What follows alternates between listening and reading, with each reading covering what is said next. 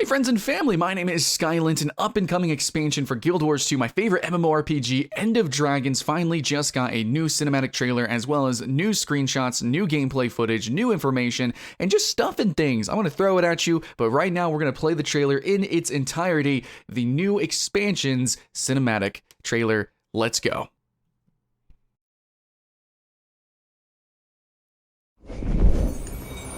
There's familiarity in this strangeness.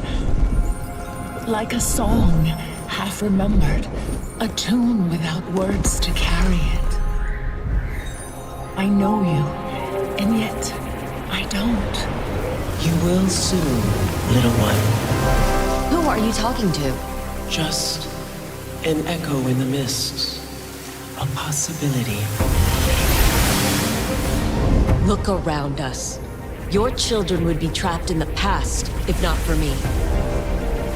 Their worlds are carved from the jade that I gave purpose. I promised them a future. A century of progress cannot end this way. I'm not Kantha's, not just a spoke in some grand cosmic wheel. Would a great innovator give up so easily on that promised future? I won't. I'll find a way to save us all.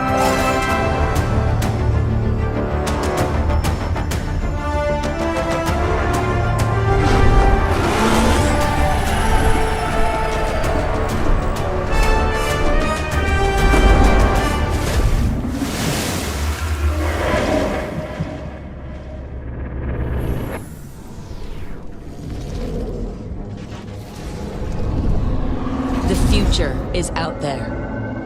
What are we waiting for?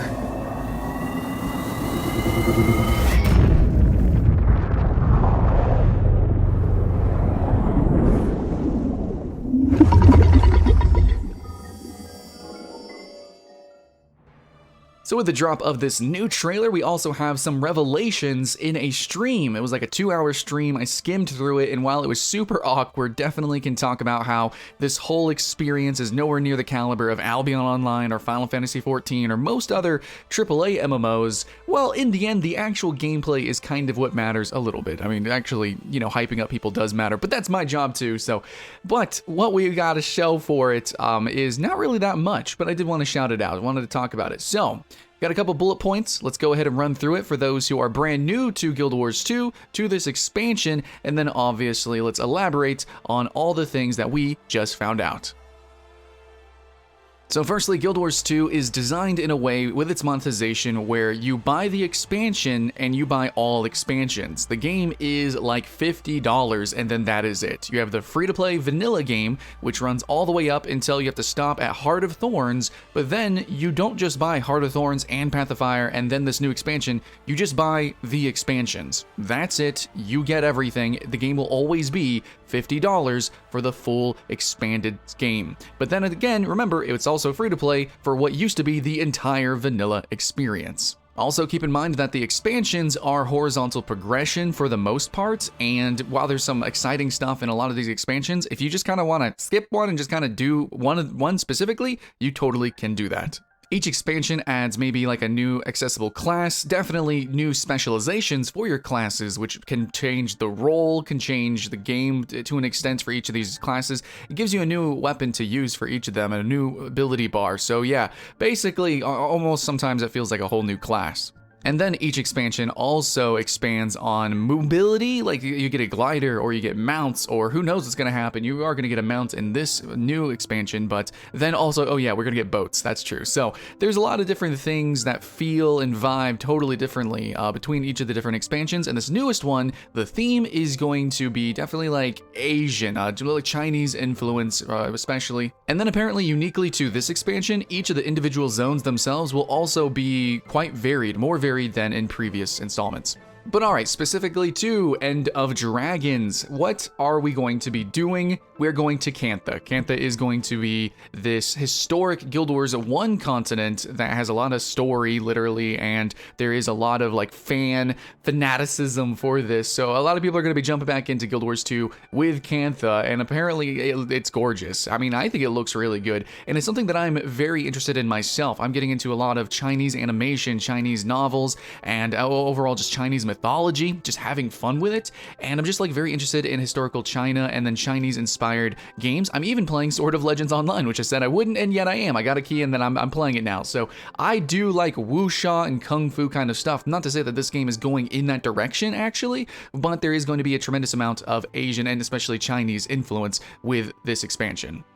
So in Cantha, we are going to get a new mount as well, which is a freaking siege turtle, which is going to be a 2-person combat mount. That just sounds ridiculous, but I don't know. The mounts inside of Guild Wars 2, I think, are objectively the best mounts of any MMO, maybe in most games, period. Just because of the animations, the skills that actually they provide, and how each individual mount changes the gameplay. You don't just get one mount that does everything. You actually have each mounts, like one's for jumping, one's for running really fast, one is a combat, and then apparently we're gonna have a freaking siege turtle. So that's pretty neat. And it definitely goes with the Guild Wars vibe, which we'll definitely talk about some other updates that are happening with this game too. They fall in line with that.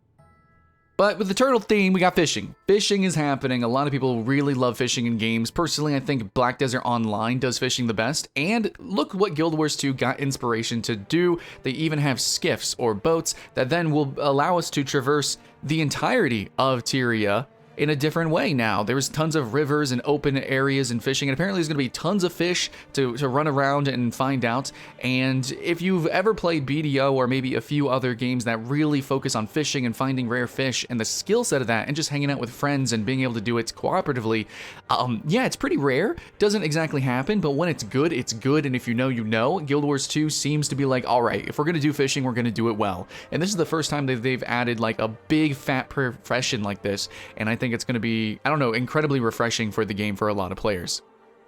But yes, also refreshing, we do have those specializations. That is going to be an elite specialization for every single class. If you guys aren't familiar with Guild Wars 2, they do these. It's kind of like a whole new trait line. You think World of Warcraft, every class basically has 3 trait lines that they can run down. Imagine just adding one of those. That's kind of almost effectively what happens with these, more so with certain traits or elite specializations than others, but in the end so far that we've really seen is the Mesmer Dagger, which I'm the most excited for because Mesmer is my main. Mesmer is the summoner class in this game, aside from Necromancer, but it is the most unique MMO class that I have literally ever played in any MMO. Also, super freaking stylish. Also, it's just fun to play. Kind of wish I had more skill shots, but in the end, if you're used to playing general MMOs and DPS and MMOs, you're gonna have so much fun with Mesmer because mechanically it's familiar, but then it just changes the game with weird random boons and debuffs, the summoning mechanics, and there actually is some timing and aimed mechanics in there as well. And the game is overall just more action-paced than you're used to. So yeah, combat feels really freaking good. Mesmer is just freaking sweet.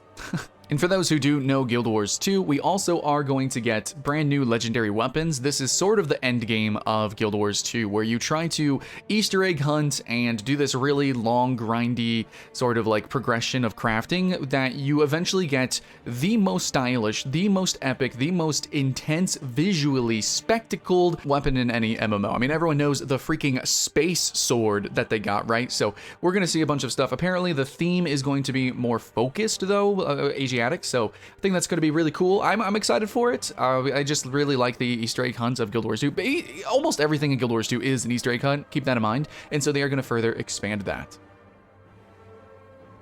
Expanding the core gameplay, they are also going to add 5 new strike missions. They don't mention raids and they don't mention any other new game mode exactly, so it looks like a lot of people do enjoy these strike style missions, and so they're going to keep adding on that and focusing on that. Strikes will also be getting challenge modes into them as well, which kind of turns them into raids, I guess. So that's pretty cool, and there's going to be a revamped reward structure with these as well, so it looks like they're going to be kind of retuning and refocusing their efforts to making endgame maybe more playable and replayable, which we'll elaborate on a little bit later with the rant at the end of this video. But yeah, they are going to be replacing raids as the main 10-man content.